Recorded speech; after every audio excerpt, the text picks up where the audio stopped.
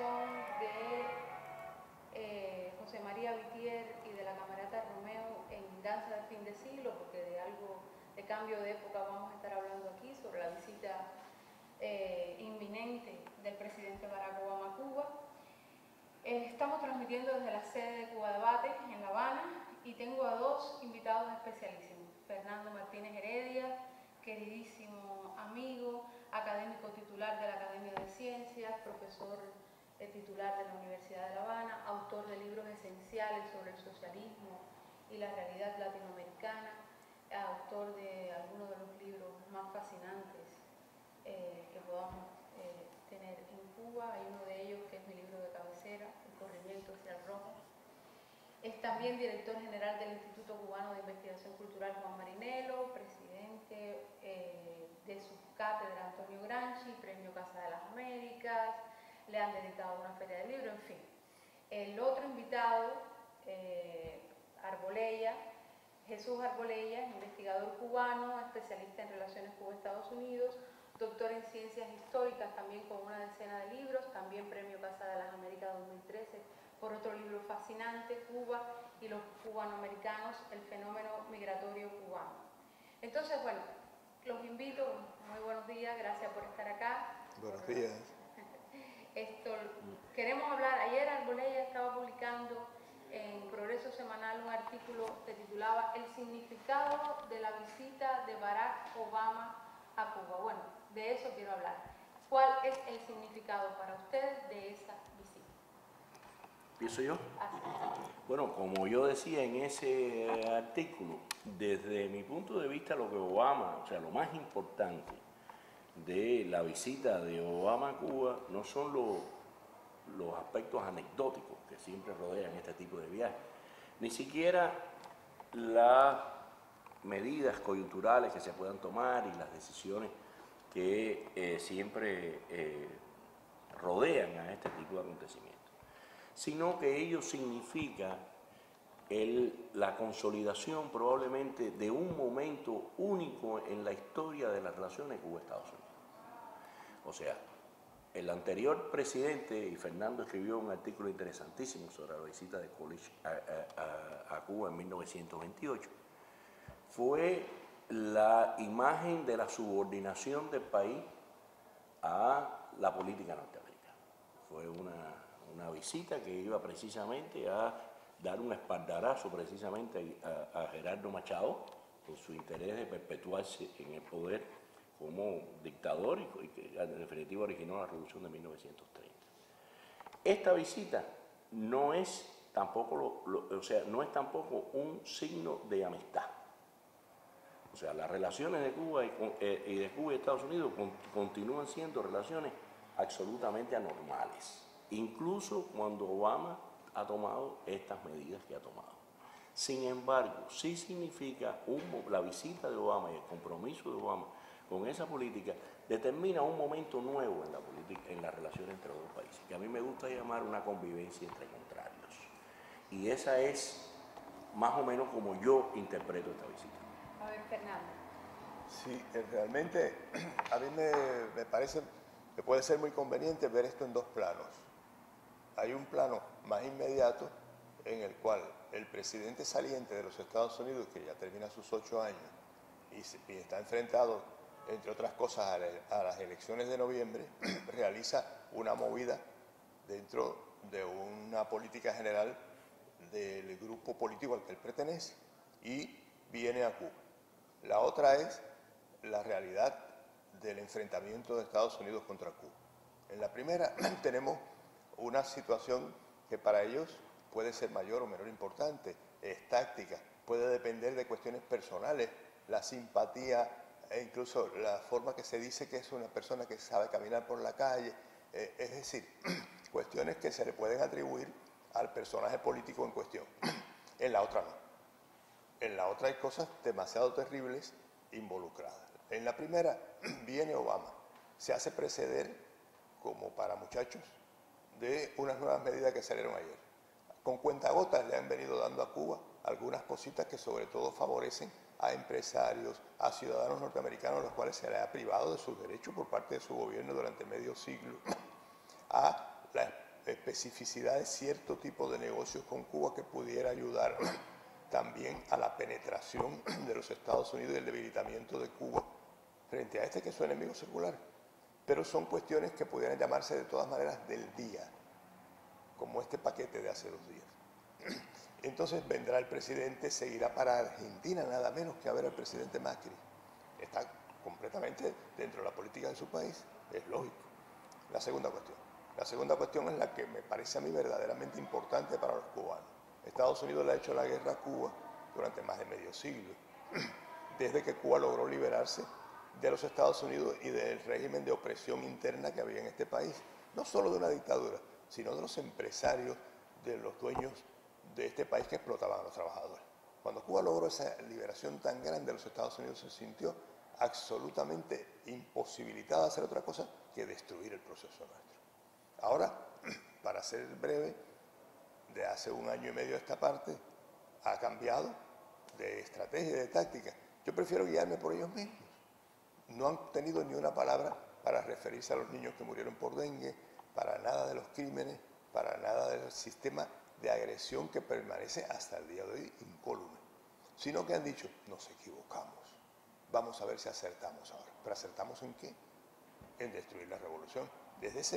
Visto desde ese ángulo, a mí me parece entonces que es imprescindible relacionar la visita del presidente Obama con la estrategia de ganar simpatías dentro de Cuba, de neutralizar oposición, de hacer parecer anticuado a los que se dan cuenta de todo lo que yo acabo de decir, de favorecer un modo en el cual se buscan ir desmontando progresivamente la capacidad combativa del pueblo de Cuba para defender sus conquistas, su soberanía nacional, su justicia social. Y en ese sentido hay dos, yo no digo que hay dos Obama, no quiero meterme en los terrenos de los religiosos, pero hay dos cosas aquí involucradas. Y si uno pierde de vista esta segunda, lo pierde de vista todo. Sí, pensando como el libro de Ramonet, hay una especie de delicioso despotismo, ¿no? Porque en cierto modo están, como tú dices, incólumes los programas de promoción de la democracia, el bloqueo de alguna manera. Todavía incluso no se ha podido interpretar bien lo que está pasando con las nuevas medidas, porque las nuevas medidas, por lo menos las anunciadas ayer, están o parecen estar otra vez dirigidas fundamentalmente al sector privado, que es de alguna manera el sector natural, de base natural de toda esta política. Mira, yo creo que en esta situación, como decía Fernando, hay muchas variables. En primer lugar, incluso cuando Obama habla a muchos públicos a la vez. Y va un mensaje dirigido a unos y a otros. Ahora bien, nosotros no podemos perder la perspectiva, en primer lugar, de que esta política no es una política solo para Cuba. Esta es una concepción política de este gobierno y de lo que este gobierno representa como corriente, de la manera en que Estados Unidos tiene que ejercer su hegemonía en el mundo. Lo que han hecho es tratar de adecuar esa política que está en los documentos oficiales norteamericanos, en la Estrategia de Seguridad Nacional y en otros muchos documentos, tratar de adecuar esa política al caso cubano, a partir de la visión que ellos tienen de la realidad cubana. Y por lo tanto, por ahí viene esta idea de que estamos cambiando los métodos, pero no los objetivos. La segunda cosa es que refleja un problema del deterioro relativo de la hegemonía norteamericana en el mundo. Estados Unidos, a pesar de todo su poderío, a pesar de que continúa siendo la primera potencia mundial, no necesariamente está en condición de ejercer de una manera absoluta como su política, como pretenden otras corrientes, digamos los neoconservadores, que son los que se oponen al presidente con relación a esto. O sea, Obama evidentemente es un hombre que defiende el multilateralismo en la política internacional, a diferencia de los neoconservadores que plantean una estrategia unilateral por parte de los Estados Unidos que demostró ya en el gobierno de George W. Bush que no era viable. Y la tercera cuestión es que Estados Unidos no le está regalando nada a Cuba. O sea, si ellos han tenido que reconocer el fracaso de su política de 50 y tantos años, y si ahora adoptan esta estrategia respecto a Cuba, es gracias a la resistencia del pueblo cubano y a la solidaridad internacional. Y en ese sentido hay que interpretarlo como un triunfo de la revolución cubana.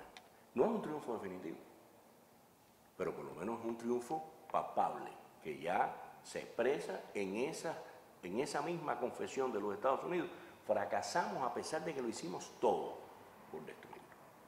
Ahora, este momento es un momento distinto, como ya les decía anteriormente, pero eso no cambia ni la naturaleza del imperialismo norteamericano, ni su rechazo a los procesos políticos como el cubano. A veces adoptan una estrategia, como es el caso de Cuba, otra completamente distinta a la que están adoptando en Venezuela, porque estas son decisiones de naturaleza táctica. Es la de esto. Ahora bien, yo creo que hay otra cosa también que vale la pena resaltar. Cuando se habla de cambiar los métodos, pero no los objetivos, se está hablando de cambiar la política.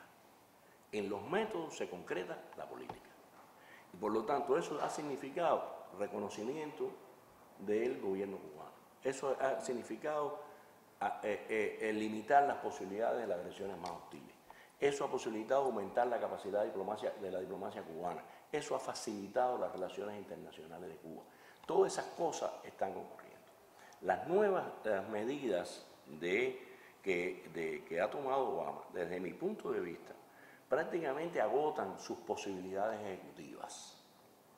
Ya lo que queda es otra lucha política en los Estados Unidos, que es la que tiene que ver con el Congreso. Pero él efectivamente, de una manera inteligente, se comprometió con una estrategia hacia Cuba y prácticamente ha agotado sus posibilidades ejecutivas. Siempre quedarán otras, no sé, permitir que los peloteros cubanos vayan para allá, otras cosas. Siempre quedan siempre quedan en cosas. Pero yo creo que sí. Y me interesa resaltar esto porque yo creo que en el momento en que se elija otro presidente de los Estados Unidos, cualquiera que sea el próximo presidente de los Estados Unidos, este escenario cambia. Muy bien. Fernando, estamos transmitiendo desde Cuba Debate, están conversando con nosotros Jesús Arbolella, ahora nos habla Fernando Martínez Heredia. Sí, y en general. No, bueno, si tú quieres, Fernando, mira, me gustaría que tú comentaras algo, que hiciéramos un poquito de historia. Tú en un artículo que publicábamos en Cuba Debate sobre la visita de Cummings a Cuba, hablabas de que existiendo tantas relaciones entre nuestros dos países desde hace siglos y estando tan próximos geográficamente, solamente un presidente estadounidense ha visitado a Cuba en los casi 114 años de establecido el Estado propio en nuestro país. Me gustaría que hablaras de eso. Sí, mira, incluso así me muevo un poco por algo de lo que acababa de decirnos Jesús. Realmente las personalidades desempeñan un papel importantísimo. Ha sido un error de los analistas que no tienen esto en cuenta. Y por ejemplo, las personalidades que han sido presidentes de los Estados Unidos igual. Y por esto yo recordaba en aquel texto a Teddy Roosevelt, hombre simpaticísimo, amigo del medio, de lo que hoy todo el mundo quiere ser amigo, protector de los bosques de los Estados Unidos. Fue el primero que hizo una ley y 52 millones de hectáreas debían ser protegidas en su patria para que no desaparecieran. Bueno, amigo de ciertas reformas, que no hubiera una manera de los capitalistas sobre los obreros en todo, sino que hubiera ciertas reformas. Ese es Teodoro Roosevelt. Lo que pasa es que Teodoro Roosevelt es la misma persona que vino a Cuba como coronel de voluntarios a una guerrita para invadir y quedarse con Cuba, como le decía angustiadísimo José Martí, un amigo, una década antes. Ellos quieren provocar una guerra en Cuba. No se ha visto cosa más cobarde ni más vil para quedarse con el país como si fueran mediadores. Y él vino y escribió un libro interesante, él sabía escribir, y dijo que los soldados negros norteamericanos se habían comportado heroicamente. La segunda edición lo quitó, porque alguien le dijo, mire, vamos a quitar eso, Teddy, y lo quitó. Pero en abril del año 3, por un problema que tenía los Estados Unidos con Venezuela, él dijo, la mejor manera de resolver los problemas internacionales es con un garrote. Hable bajito y traiga usted un gran garrote. De ahí sale la idea del Big Stick. Fue él, y fue con Venezuela. 113 años hace de eso con Venezuela. Ahora hay un profesor bastante joven todavía, que es presidente de la República, que se comporta de otra manera. Y saca un gran garrote contra Venezuela también. Y un año después vuelve a sacar el gran garrote contra Venezuela también, como si fuera él mismo inhábil, porque viene a Cuba. Provoca que el viernes anterior el gobierno cubano haya hecho una declaración fortísima y que el sábado el vicepresidente cubano en Caracas haya dicho exactamente lo mismo. Es decir, el presidente de la República, que es inteligente, que es profesor, vuelve a usar el gran garrote como aquel amigo de los bosques, contra el mismo país, por cierto, Venezuela en este caso, y a pesar de que viene acá, o sea, hay algo de soberbia que sí es común, es un denominador común. Estamos en el terreno de las personalidades, pero hay algo también que ya no es en las personalidades, sino en lo que es decisivo, que son las grandes tendencias históricas, que es todavía 20 veces más importante lo común. El denominador común es el carácter imperialista de los Estados Unidos. Ese carácter imperialista puede hacer que uno sea soberbio pero moderno y otro sea soberbio pero anticuado. Pulis, por ejemplo, era aburridísimo. Muy aburrido. Es más, yo decía allí que solo los especialistas saben quién es Calvin Coolidge. Y alguna gente. Mientras que Teddy Roosevelt todo el mundo sabe quién es. John F. Kennedy, el más famoso con razón, de los presidentes norteamericanos en la segunda mitad del siglo pasado, fue capaz de reconocer en un banquete, en su campaña presidencial de 1960, qué cosa era la Cuba de los 50, qué cosa horrorosa era, qué fue la dictadura de Batista, qué fue el apoyo de los Estados Unidos a la dictadura de Batista, qué fue que todavía estaban aquí el 1 de enero cuando el pueblo cubano se liberaba. Es decir, uno dice, bueno, el presidente Kennedy, qué maravilla, cómo se ha dado cuenta de todo lo esencial. En esa misma campaña electoral, él habló de la agresividad de Cuba, del carácter peligroso de Cuba para Estados Unidos, y después resultó el protagonista de algunos de los hechos más sangrientos y de la forma más sistemática de agresión, que casi es una invasión militar y una guerra nuclear, a Cuba. Es la misma persona. Y entonces, ¿qué sucede? Uno se ve obligado a irse un poco más allá de los rasgos personales para encontrar las cuestiones que son constantes. En ese sentido, pues que yo quise decir al principio, bueno, hay tácticas, hay situaciones. A mí me disgusta cuando se dice que el Partido Republicano y el Demócrata son prácticamente iguales. No lo son. O cuando que es lo mismo un político de un partido que del otro, tampoco lo es. No, es peor todo por eso, porque no lo son. La capacidad hegemónica de un sistema es la capacidad de lograr el consenso. A mí lo que me preocupa verdaderamente es que no haya movimientos de protesta norteamericanos fuertes que nos ayuden a nosotros, que tengamos que hablar los cubanos de solidaridad y recordar siempre a tantas norteamericanas y norteamericanos que han sido solidarios con Cuba, pero son un buchito comparado con la desgracia de que incluso un cavernícola puede tener una popularidad tremenda. Así es, pero Fernando, ¿qué explica? Porque tiene sentido que en 50 años no haya venido un presidente de los Estados Unidos cuando es Estados Unidos el que unilateralmente impone una serie de sanciones contra Cuba, pero medio siglo antes solamente había venido uno. ¿Por qué? Bueno, yo usé la palabra también de la soberbia y podría decir la prepotencia y podría decir el desprecio. Es decir, estos están a buen recaudo. Estos son demasiado inteligentes en algunas cosas, han sido muy heroicos. Se gastaron 400.000 vidas, casi la quinta parte de su población, para ser libres al pie de nosotros. Jorge Washington tenía un amigo de La Habana que le buscaba el dinero en plena guerra de independencia. Es decir, estos están demasiado cerca, han sido demasiado peligrosos, tienen mucho orgullo nacional, han sido capaces de venir 2.000 maestros, jovencitas y jovencitos de la Universidad de Harvard, que nosotros lo íbamos a preparar para que fueran empezando la desnacionalización de Cuba, y fueron capaces de cantar el himno nacional todas las mañanas y poner la bandera en las clases en la Universidad de Harvard y estudiar la historia de su país. Es mejor ni ir por allí. Vamos a no darle esa importancia. Esto lo estoy diciendo yo ahora porque me provoca un poco a la fantapolítica. Pero lo cierto es que, es verdad, estábamos tan cerca que en el ferry o en cualquier cosa los aviones se levantan aquí y ya empiezan a bajar allá cuando van a la Florida. Entonces, sin embargo, no vinieron. Después ya no podían venir, ya estaban en guerra contra nosotros. Ahora están en una fase más moderna. Yo alguna vez creo que le he llamado es una guerra del siglo XXI. En una guerra del siglo XXI yo inclusive te visito. Te llego hasta a visitar. Mientras que en las anteriores pues era imposible pensar. Entonces, desde este ángulo también es muy interesante si incluso nosotros fuéramos más capaces de conversar acerca de la visita. Así mismo. Jesús Arbolella, a ver, yo tengo la percepción de que es muy difícil un anexionismo político en Cuba. Sin embargo, podríamos hablar de las posibilidades para un anexionismo moral. Mira, a mí no me gusta la palabra anexionismo. Se ha usado mucho. Se decía que incluso que la política norteamericana venía a anexar Cuba. Si en el 1902 Estados Unidos no optó por la anexión y no optó por la colonia, es porque las condiciones en Cuba no se lo permitían. Y porque las condiciones en Estados Unidos tampoco se lo permitían. Puerto Rico sigue siendo colonia. Y la anexión para Puerto Rico es imposible, porque significa conceder a los puertorriqueños los mismos derechos que tiene todo el pueblo norteamericano.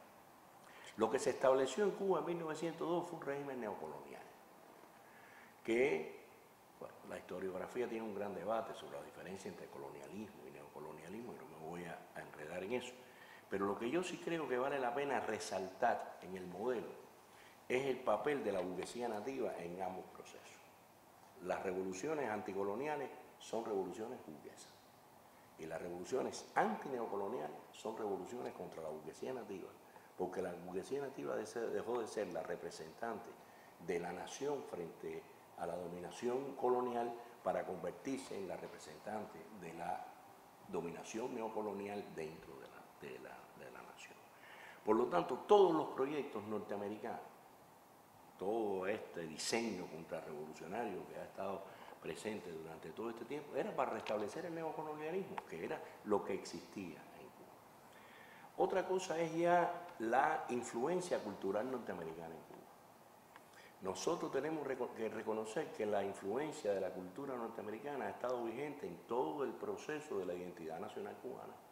Se habla de la influencia española, nuestros orígenes, se habla de la influencia africana, pero el propio Fernando Ortiz también describió muchas influencias y entre ellas describió la influencia norteamericana. Y lo más importante de la influencia norteamericana es que la influencia norteamericana significó el vínculo de la sociedad criolla del siglo XIX con el capitalismo moderno. El capitalismo moderno nos llegó a nosotros a través de esa influencia de la cultura norteamericana. En toda una serie de instrumentos que van desde las máquinas de vapor y más tarde los televisores, los automóviles.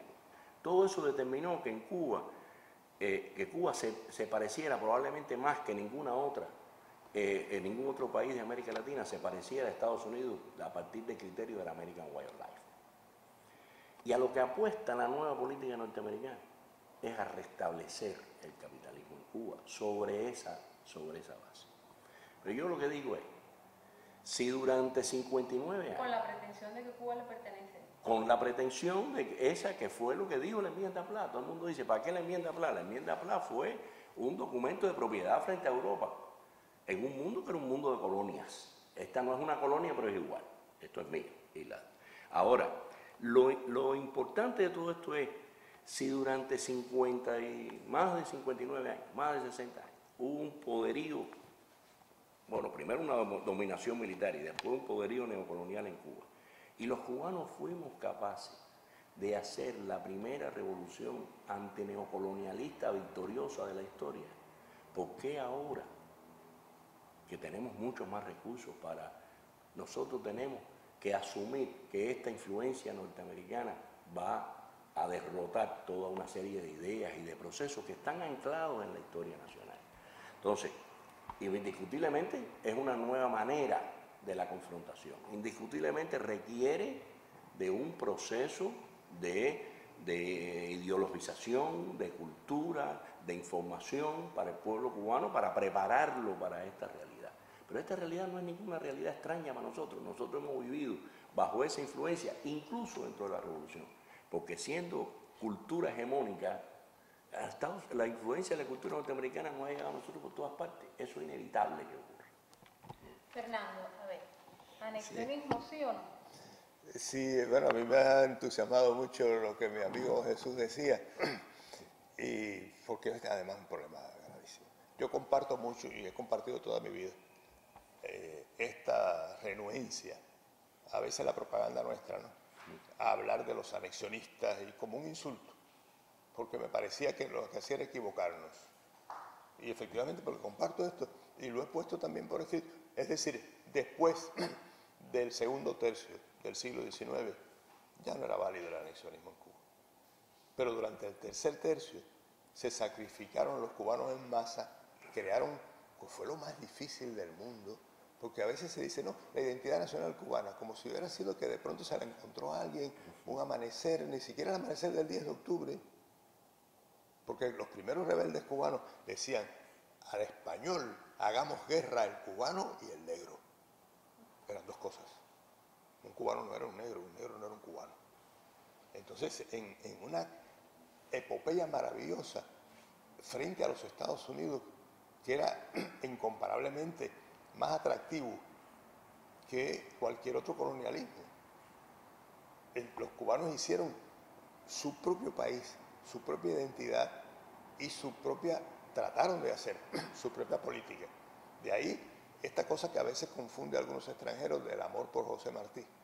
Es que José Martí estuvo a la altura de una política, él sería un genio, pero él era un cubano y vivió en los Estados Unidos. Es decir, tuvo las dos posibilidades de superar a lo que eran las repúblicas latinoamericanas y superar a lo que eran las colonias de Europa. Pero no es que tuviera la posibilidad, es que era necesario. Por eso él se planteó, no podemos hacer la independencia sin hacer también la independencia de los Estados Unidos, ya no puede ser de España. Y entonces, Martí no encuentra contemporáneos hasta que no aparece Ho Chi Minh, Mao Zedong, Fidel Castro, el Che Guevara, esos son sus contemporáneos. Fíjense qué adelantado es, pero esa es una cultura acumulada tremenda que tiene Cuba. Ahora bien, como bien decía también en Arbolella, la cultura norteamericana ha sido no solo atractiva, sino de un peso inmenso. Cuando triunfó la revolución en el 59, la literatura nuestra estaba encontrando formas de renovación en formas norteamericanas de escribir. Por ejemplo, para hablar de cosas que todavía eran de élite, porque una gran parte del pueblo cubano ni siquiera sabía leer. Ahora, sin embargo, en la música popular hay una cantidad enorme de, no decir meramente de influencias norteamericanas, de influencias cubanas de Estados Unidos también. Es decir, de relaciones. Yo recuerdo a un viejo poeta guantanamero, Regino Botti, que decía que el babul afrocubano es el ancestro del jazz band. De ahí salió el jazz band. Entonces, ¿qué pasa? Vamos a tener que hacer una pausa Sí. ahora para seguir después en la próxima media hora. Ya tenemos 29 minutos con 30 segundos. Bueno, espérense ahí, no se nos vayan. Estamos transmitiendo el Cuba Debate con Fernando Martínez Heredia y Jesús Arbolella. Por favor, esperen un tantito, ya nos reconectamos.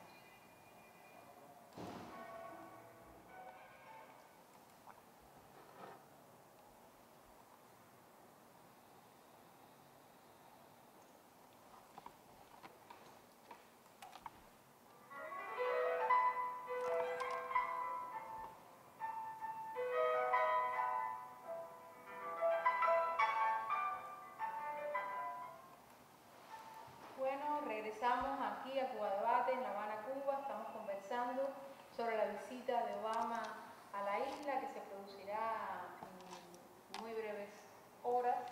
El día 20, al filo de las 6 de la tarde, estará desembarcando en La Habana el presidente de los Estados Unidos. Estamos conversando con dos importantísimos investigadores, pensadores, ensayistas cubanos, Fernando Martínez Heredia y Jesús Arbolella. Un honor, un placer tenerlos en Cuba Debate. Esta es la segunda parte de una conversación Spreaker, transmitida por Spreaker, que nos permite solo media hora, si no hubiéramos seguido conversando, porque tuvimos además que cortar la conversación anterior en un momento muy interesante.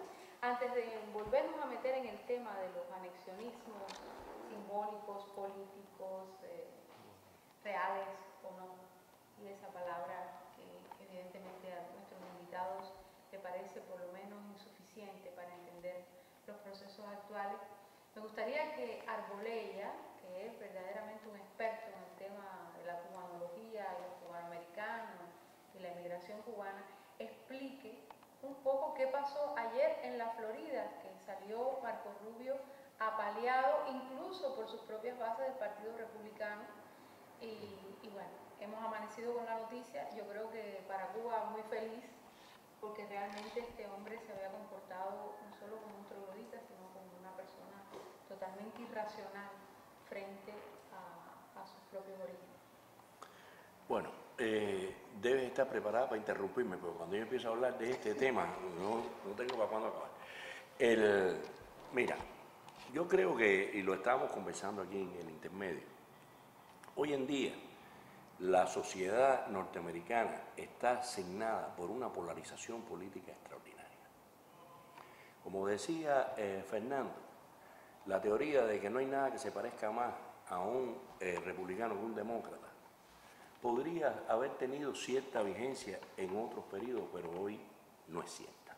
O sea, se ha polarizado el cuerpo político norteamericano y ambos partidos reflejan dos tendencias totalmente distintas respecto a la interpretación de los problemas de la sociedad y sus soluciones. El caso de Donald Trump dentro de los republicanos y de Bernie Sanders en el caso de los demócratas te da una idea de algo que parecía totalmente imposible en los Estados Unidos. La realidad es que la primera señal la tuvimos en el 2008, cuando un negro ganó las elecciones de los Estados Unidos. Y esa señal ya te daba muestra de cuál era la lógica, o sea, las complejidades que estaban emergiendo en la sociedad norteamericana. La fórmula de Donald Trump no es ninguna rareza. Donald Trump representa al 25% del electorado norteamericano. Y por ejemplo, la lógica de los neoconservadores que llevaron a Bush al poder era que si yo tengo un voto duro de un 25% en una sociedad donde apenas vota el 50%, yo gano. Por lo tanto, lo que tengo que reafirmar ese voto duro, no tratar de ampliarlo, ni mucho menos. Que fue el error de Bush padre cuando trató de llegar a los independientes y a los moderados y a toda esa serie de cosas. Entonces, ¿por qué gana Obama? Porque en vez del 50% votó el 60%. Y eso hizo la diferencia. Logró movilizar sectores que regularmente no participaban en las elecciones. Entonces, eso es lo que estamos viendo ahora, donde prácticamente ya están consolidadas la candidatura de Hillary Clinton por los demócratas y de Donald Trump por los republicanos. Es muy difícil que incluso el establishment republicano, cuando digo el establishment republicano no estoy hablando de los grandes intereses del país ni mucho menos, estoy hablando de los cuadros. Han tratado de impedir, porque evidentemente Trump no se subordina a ese cuerpo político como podían haberlo hecho los otros. La opción fue presentar a un Marco Rubio como alternativa del establishment. La primera rareza es, para la derecha, un latino. Es la primera cosa que tenemos que explicarnos, igual pasa con Ted Cruz. Un latino como opción de la derecha. Qué cosa más rara en la vida política norteamericana. Sea cubano o no, o sea, era un latino. Y para esa gente un latino es el mismo que quieren tirar por arriba el muro cuando llegue. Ahora, ¿qué es lo que pasó en la Florida? En primer lugar, estamos hablando de los republicanos, no estamos hablando de todos los electores de la Florida. Yo estoy seguro que cuando se hagan los estudios, el voto por Hillary representó a las minorías y representó también a un sector muy importante de la comunidad cubanoamericana. Porque los republicanos, en el caso, efectivamente, Rubio, donde único ganó el condado Miami-Dade. pero ahí los latinos eran el 25% del electorado, lo cual va a ser mucho mayor en el caso de los demócratas, que puede llegar al 30, 30 y pico por ciento. O sea, lo que está ocurriendo es, por un lado, que los cubanoamericanos, que eran la base republicana en el estado de la Florida, o la base más sólida de los republicanos en el estado de la Florida, se han ido trasladando hacia el Partido Demócrata, y eso lo reflejaron las últimas elecciones, donde Obama alcanzó casi un 50% del voto de ese electorado. Y por otro lado, que ya por un lado se han ido ahí, y por otro lado es que incluso dentro de los republicanos, estos sectores de la extrema derecha cubanoamericana, como lo representa Marco Rubio, no son necesariamente no tienen por lo menos el favoritismo que tenía en otra época. Y la razón es una, la razón es las relaciones con Cuba. Mucha gente plantea que sobre todo los descendientes tienen menos interés por Cuba, que el tema cubano no es tan importante ya para el voto cubano-americano, pero eso no es lo que dicen los resultados. Los resultados es que en el caso de los cubano-americanos, y solo en el caso de los cubano-americanos, el resto del electorado norteamericano no vota por la posición que se asume respecto a Cuba. Pero en el caso de la comunidad cubano-americana, el tema de las relaciones con Cuba es muy importante, y esa es una de las causas del cambio de política. Obama se dio cuenta de eso, sabe que va a obtener ventajas electorales con este discurso y con esta política, y por lo tanto, y yo auguro que, sobre todo si Hillary va a las elecciones, va a ganar ampliamente el voto cubanoamericano en la Florida, contra cualquier aspirante republicano, sobre todo contra Donald Trump, que además tiene rechazo de todos los latinos, por las barbaridades que ha dicho. No, y explica por qué Hillary publicó en el Herald esa nota prometiendo cambio de régimen para Cuba 2 días antes de las elecciones en la Florida. Claro, porque además este discurso de cambio de régimen, volvemos a lo mismo. Estas personas hablan para muchos públicos distintos, y uno de esos públicos son los contrarios. Y la manera que tienen ellos de protegerse de la crítica, de que son blandos con Cuba, de que han hecho concesiones a Cuba sin tener nada de respuesta, etc., es con ese tipo de discurso. Ahora, la teoría del cambio de régimen, yo por lo menos, para mí, es cuestionable dentro de la comunidad cubanoamericana. O sea, hay factores objetivos que determinan que esa no es la preocupación de los cubanos americanos. Entre otras cosas, porque ahora están viviendo el mejor de los mundos. Esa nueva emigración emigró, entre otras cosas, para ayudar a su familia. Y eso hoy en día lo resuelve con 200, 300 pesos. El día que haya un cambio de régimen, van a tenerse que hipotecar, como ocurre con el resto de los inmigrantes latinos, para poder ayudar a su familia. Entonces, yo no veo mucha lógica en esas tesis. Lo que pasa es que es la tesis de los propios de la administración Obama, obsesionados con el asunto, y lo siguen planteando una y otra vez, y por eso va a haber rodas. Claro, porque de lo que estamos hablando es que jamás vamos a encontrar en el discurso norteamericano respecto a Cuba una posición de solidaridad con Cuba, de reconocimiento a los logros de Cuba. O sea, estamos hablando del enemigo, y eso lo tenemos que tener en la cabeza. O sea, lo que pasa es que cuando tú analizas política, tú dices, ¿estos tipos creen realmente en esto? ¿O esto forma parte del discurso mediático? ¿Hasta dónde creen y hasta dónde es una táctica política? Y por ahí tratas de entender lo que está ocurriendo. Fernando, a ver, ¿cuál es tu punto de vista ahí al respecto? Bueno, me tengo que citar a mí mismo porque al inicio de todo yo decía, yo quisiera ver esta visita en 2 planos. Y en uno decía primero la táctica, los problemas del grupo político al que pertenecen, los problemas de la política norteamericana. Todo eso es muy interesante. Incluso hay veces que yo hasta veo con cariño un poco algunas mesas redondas nuestras que insisten en las primarias de Estados Unidos. Aunque me gustaría más que se insistieran en varios problemas cubanos importantes, que no es que no se vean, sino que hay que verlos más. Pero bueno, digo esto porque en esos 2 planos yo llamé mucho la atención sobre el segundo plano, porque me parece que para nosotros es decisivo. Es decir, allí tenemos la política interna de ellos. Me gusta también que no nos conformemos con cosas superficiales y hasta tontas a veces. Y ya estábamos también hablando de otra que era superficial, por lo menos en el caso nuestro, que era llamarle anexionistas a los que quisieran, por ejemplo, el retorno al capitalismo en Cuba. El retorno al capitalismo en Cuba no es anexionismo. Se puede ser nacionalista y burgués, se puede ser nacionalista y gustarle la carne de puerco, el arroz con frijoles negros y todo lo demás a una persona. Fernando, tú mismo has escrito y has hablado de un nacionalismo de derecha en Cuba que está en contra del bloqueo, pero también en contra de la revolución. Claro, y un nacionalismo de derecha incluso tiene una acumulación cultural a la cual referirse y un civismo al cual sentirse hasta pudiera... A mí lo que me preocupa inclusive es que si el día de mañana tuviéramos problemas graves entre nosotros, algunos de los que se sienten nacionalistas de esta manera se sientan frustrados y digan, y yo que quería que Cuba tuviera una buena democracia, que yo lo que quería era que con el pluripartidismo salieran los mejores siempre y la administración fuera una maravilla, y miren la desgracia que nos ha caído por lo que yo me creí.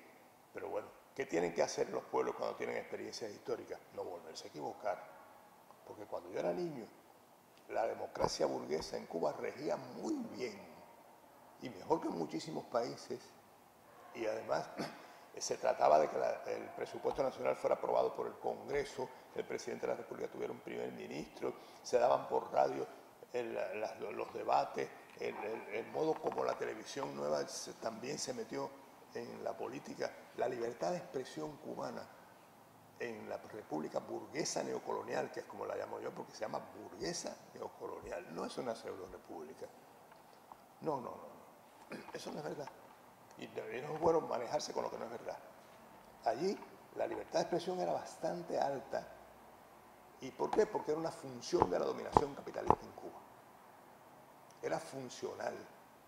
Que todo el mundo pudiera opinar lo que quisiera, pero que las cosas continuaran en lo esencial, sin cambio. Por eso todos los partidos políticos cubanos en un momento dado estuvieron a favor de la reforma agraria. Y solo el triunfo militar político de los revolucionarios pudo hacer la reforma agraria. Esa es una experiencia histórica. Ahora, por esto yo me acordé de Fray Beto, que es tan sagaz, y hace un par de meses o menos, él dijo en Cuba, los americanos saben que no pueden anexionarse a Cuba, ellos lo saben muy bien, pero pueden tener la aspiración a una anexión simbólica de Cuba, es decir, pueden tener la aspiración a que por la guerra de los símbolos empecemos a tener una posibilidad de que los cubanos o se confundan suficientemente o se dividan suficientemente para que se equivoquen con sus propios símbolos. Por ejemplo, que uno tenga la bandera norteamericana hoy puesta en un lugar, en la ropa, en el automóvil, y digan, no, pero eso no tiene importancia, no, pero si es de lo más bonita, no, pero si venden muchísimas, también podría poner la bandera irlandesa o austriaca, es una casualidad. No, eso es un proceso, y porque cito a Beto porque estas cosas a veces de las frases felices son importantes, ¿no? La anexión simbólica significa no meramente que a uno le vaya a parecer mejor la bandera, o incluso que uno pueda pensar que porque Obama viene a Cuba la situación material de una parte grande de los cubanos va a mejorar. Es una creencia que pudiera existir, tremendísima confusión, pero pudiera existir. Nosotros tenemos que enfrentar lo que pudiera existir con seriedad. Y en ese sentido, a mí me parece que cuando hablamos en este caso de anexión simbólica, estamos pensando, bueno, si uno cree que son los grandes poderes que existen en el mundo los que le pueden resolver los problemas a Cuba, se está anexionando simbólicamente. Y por esto yo hablé no solo del dominio neocolonial norteamericano, sino del dominio de la burguesía de Cuba, que mantuvo a casi la mitad de los cubanos sin saber leer y escribir. 100.000 cubanos en La Habana no sabían leer ni escribir, no en el campo, en La Habana, cuando triunfó la revolución, 100.000, que mantuvo a la gente sin atención médica. Morirse de diarrea de niño era lo más normal, tener tuberculosis de adulto era lo más normal. Entonces, pensar que sin embargo hoy en el siglo XXI uno puede resolverlo todo si los Estados Unidos le ayudan a resolverlo, es anexionarse simbólicamente. Y es peligrosísimo porque es volverse ciego, es perder. Y Cuba está ligada incluso a la recuperación de la vista de millones de personas. Entonces es importante, es decir, no perdamos de vista nada. Pues a ver, Jesús, sabes, Fernando escribió en Cuba Debate también un artículo que generó una gran polémica, tenía que ver con la bandera americana, o sea, el momento en que se reabre la embajada norteamericana en Cuba, suben la bandera, viene Kerry, se retrata con unos carros viejos detrás, o sea que para cierta prensa norteamericana que nos ha descubierto somos una especie de Disneylandia de los carros viejos. Y él decía, este no es un día histórico, puede ser un día importante, pero no es histórico. ¿Qué tú crees? Bueno, mira, a ver, yo quisiera retomar un poco, empezar por donde estaba hablando Fernando. Es este problema de la pregunta tuya, de este problema de la cultura y el anexionismo en la cultura. Yo creo que nosotros tenemos que investigar mucho sobre la cultura hoy en día. Porque igual que se han transnacionalizado muchas cosas, la economía, la inmigración, también se ha transnacionalizado la cultura. Y las cosas no tienen el mismo significado en todas partes. No es lo mismo para un chino asumir como ropa cotidiana que para nosotros los cubanos nos lo pusimos siempre. O sea, una de las características de la cultura cubana ha sido su capacidad para absorberlo todo, venga de donde venga, metabolizarlo y convertirlo en cubano. Y yo creo que eso se sigue viendo, incluso en expresiones como el reggaetón, ya nosotros encontramos cada día más reggaetón cubano. O sea, esos son procesos culturales que en Cuba tienen características muy específicas.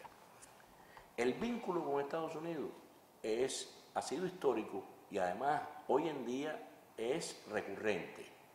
Es muy normal que las personas viajen a Estados Unidos, viajen de Estados Unidos para Cuba. O sea, incluso hay una buena parte del mercado de Miami que está diseñado para Cuba. Usted puede comprar en Miami la pieza en lava. Es la más fácil que comprarla en Moscú. Entonces, hay también un mercado que está funcionando en eso.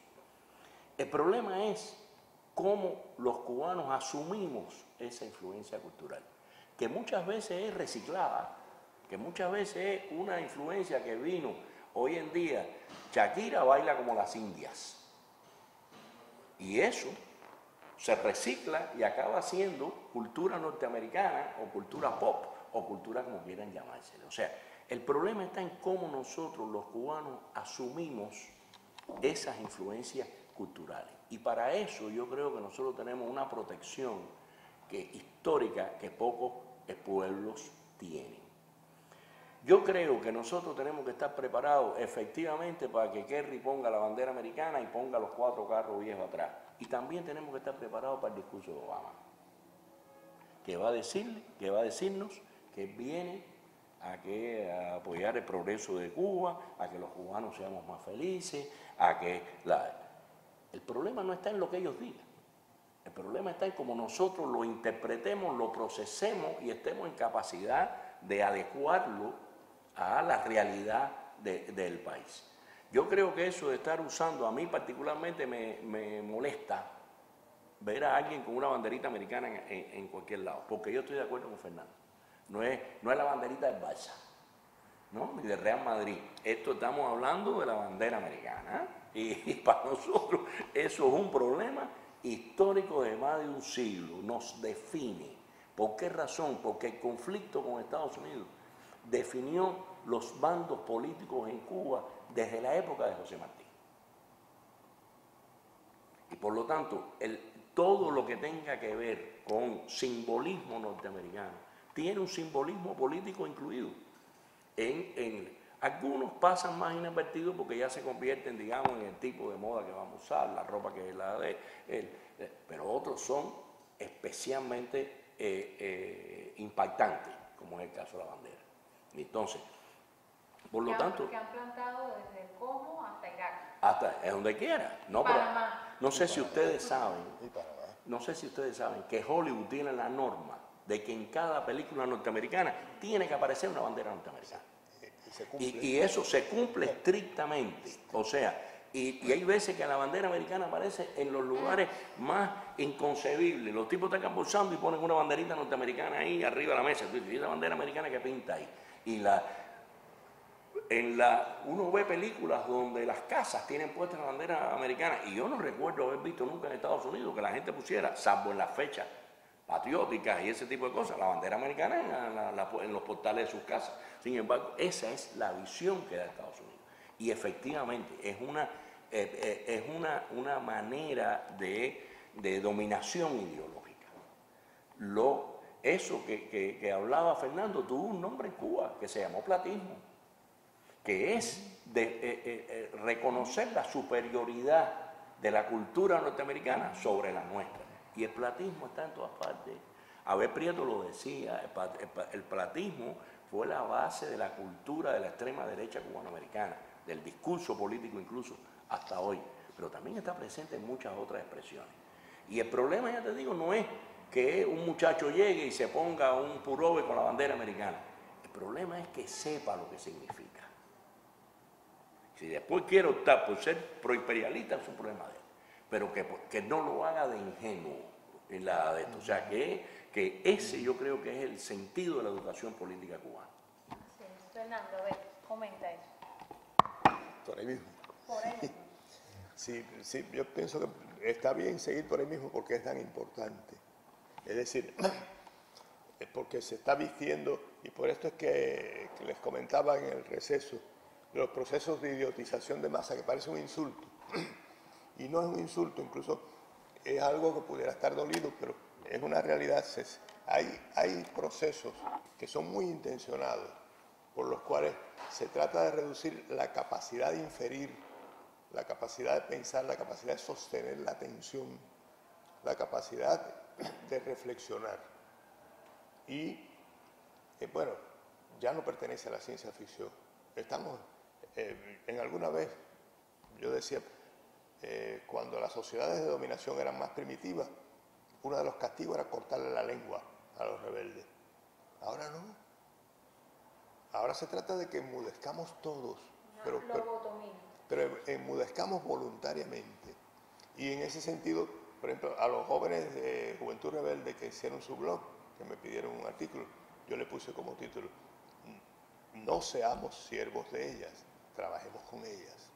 Es decir, comprendamos que muchas de las formas que parecen más modernas de comunicación son formas más modernas de dominación. Y lo hacen además de una manera que puede ser muy eficaz. Pero no partamos solo de comprender eso. Partamos de que también son una posibilidad de ampliar las capacidades de liberación de las personas.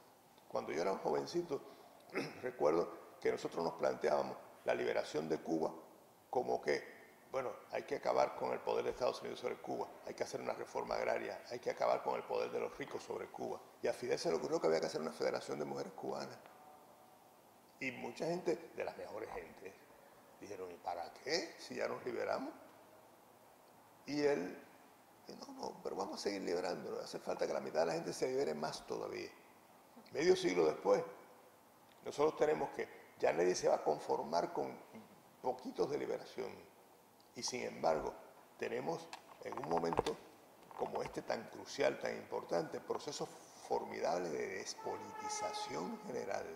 De despolitización quiere decir de pérdida total del interés en lo político, confundiendo lo político con una política pequeña, con una política que podría ser incluso despreciable. En vez de decir, vamos a tomar de otra manera lo político, vamos a hacer una política. Y nosotros los cubanos necesitamos en este momento tomar la política y engrandecerla, que no sea pequeña de ninguna manera, y no permitir que sea pequeña. Ni cortoplacista. No, porque sí, cortoplacista es tan ineficaz que da pena pensar que cree que puede ser eficaz en algo. Es decir, no puede resolver ni siquiera el problema del corto plazo, si es cortoplacista. Cuba está obligada a ser superior a la reproducción de la vida material. Cuba está obligada a ser superior a lo que parece posible. Cuba está obligada a ir mucho más allá. Y eso se lo planteó, por esto es que uno tiene que recordar a José Martí. José Martí le contaba, le decía a un amigo cuando él empezó su lucha, los cuerdos los locos somos cuerdos. Pero después, cuando él empezó ya a hacer su partido, escribió: el único hombre práctico es aquel cuyo sueño de hoy será la ley de mañana. Cuando yo era un niño, la reforma agraria era un sueño, y todavía era un joven cuando ya era una ley, y después se convirtió en una costumbre. Lo que tiene Cuba de valioso en muchos sentidos también es que lo que fueron leyes revolucionarias después se convirtieron en costumbres. O sea, la gente dice lo que me toca, la gente sabe que tiene un conjunto de servicios que caracteriza la necesidad que hay que satisfacerle a todos los seres humanos, que por eso son gratuitos. No porque hayamos equivocado algo, sino porque son atribuciones de los seres humanos y tienen que serlas. Es decir, solo haciendo una política superior a lo que parecía posible pudo ser posible. Entonces, ahora, ¿qué vamos a tener? ¿Siempre nuevas pruebas? Ah, sí, nuevas pruebas. Ahora puede venir incluso un hombre. Yo le escuché a alguien decir ayer: es que Obama es un hombre sencillo que le gusta caminar por la calle. Aquí en La Habana lo escuché. Es decir, ¿es posible que alguien crea eso? Sí, es posible que alguien crea eso. Es posible que varios crean eso, que es un hombre sencillo que le gusta caminar, y que a lo mejor a la señora lo que le gusta es un paladar. ¿Por qué? Porque es más bonito que un restaurante de estos demasiado serio. Bueno, Estatales, perdón. Sí, yo digo así por ser irónico. Porque el paladar puede ser de un nuevo rico y ser muy serio en la capacidad de explotar a sus propios trabajadores. Entonces, ¿qué quiero decir con esto? Bueno, pues nuevas pruebas pueden ser más difíciles, pero hay que enfrentarlas por lo menos con la misma capacidad que hemos tenido hasta ahora. Y si nos piden más, tener más capacidad todavía. En ese sentido, la anexión simbólica no puede ser combatida, por ejemplo, con decretos. A mí me encanta que a nadie se le haya ocurrido prohibir el uso público de la bandera norteamericana. Y yo no confundo lo que es la debilidad con la sagacidad. Prohibirlo sería una estupidez muy grande. Alguna vez yo escribí que el que prohíbe demasiado le llama socialismo al pedacito de poder personal que tiene. Sí, y entonces nosotros no podemos caer en eso. Nosotros tenemos que lograr una conducción que se apoye, por ejemplo, en la autoridad legítima que tiene Raúl, en la autoridad legítima que tiene Fidel, pero hacer nosotros que esa conducción sea capaz de socializarse y de enfrentar esto que también hay que plantear. La verdadera fuerza que tiene un pueblo para enfrentar algo, como en este caso es lo que tiene que enfrentar el pueblo cubano, es el poder del pueblo. Sí. Bueno, ya nos quedan 2 minutos. Yo quisiera, en estos 2 minutos, que nosotros, o sea, que cada uno de ustedes le envíe un tuit, o sea, una idea, una frase, un consejo a Obama. Un tuit tiene 170 caracteres, es muy breve y no es algo, un jueguito de palabras, sino que se lo vamos a enviar de verdad. Por lo menos si no se entera Obama, se lo enterarán sus asesores. En una frase, ¿cuál sería el consejo que cada uno de ustedes le diera a Obama sentados allí frente a él en Cuba, en La Habana, este 20, 21, 22 de marzo? Sí, yo le diría, no le haga caso al momento, no se pierda la oportunidad de hacer algo histórico. Bueno, yo soy mucho más pesimista. Yo no le voy a dar ningún consejo porque no creo que le dé ningún valor al consejo que yo en realidad pueda darle. Yo creo que el consejo, en mi caso, no es para Obama. El consejo es para todos los que vamos a recibir a Obama. Que en Obama veamos la política de Estados Unidos y veamos las complejidades que eso tiene para nuestro país. Y me da igual lo que Obama haga. Bueno, pues realmente excelente la conversación. Ha sido verdaderamente un lujo estar con ustedes aquí, con Fernando Martínez Heredia, con Jesús Arbolella. La hemos pasado, se nos ha ido el tiempo volando. Y bueno, ojalá esta presencia de ustedes aquí se repita en Cuba Debate. Muchas gracias a los que nos están escuchando por Spreaker. Hasta otro momento. Chao. ¿Te parece, Fue la hora aquí hablando. ¿Te parece efectivo, sí?